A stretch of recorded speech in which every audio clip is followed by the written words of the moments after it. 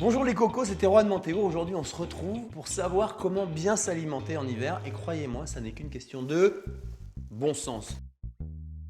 Alors qu'est-ce qui se passe en hiver? On a froid, on a envie de manger beaucoup et on va se tourner vers les féculents. On va manger que des féculents. Or, c'est le moment de l'année où on est le plus vulnérable au niveau immunitaire. Donc on va lui donner des nutriments, des micronutriments, des vitamines, des minéraux qui vont lui permettre de se renforcer au niveau immunitaire. La première des choses à faire, évidemment, vous allez manger des céréales complètes. On ne va pas s'en passer. Si vous mangez des céréales complètes, vous allez les associer par exemple avec des pois chiches, des lentilles, bio bien évidemment. L'idée, c'est de mettre toute l'année de la vitamine C. On va mettre beaucoup de poivrons. Et puis dans les jus, on va s'amuser à mettre des agrumes, du citron, du pamplemousse, des carottes. Et qu'est-ce qu'on va rajouter?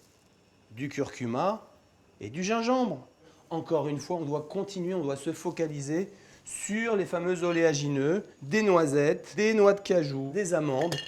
Après, on va, comme d'habitude, se concentrer sur les bonnes huiles qui sont mélangées. Il y a colza, sésame, noix, chanvre, onagre. C'est parfait pour accompagner nos céréales complètes et nos légumineuses et même toutes nos salades. D'ailleurs, les salades, parlons-en. Il faut aller chercher des jeunes pousses de cresson, des jeunes pousses de brocoli, d'alfalfa. Il y en a toute une gamme que vous rajoutez dans vos salades, c'est formidable. Et je vous entends, je n'ai pas le temps en hiver de cuisiner. Alors qu'est-ce que je fais?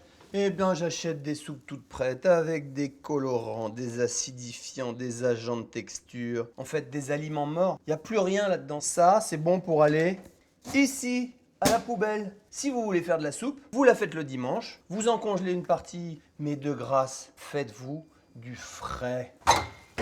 Maintenant que vous savez tout sur la façon dont il faut s'alimenter, il y a quelque chose qu'il faut que vous gardiez à l'esprit. L'air extérieur est très sec. À l'intérieur, c'est surchauffé. Il va falloir bien s'hydrater.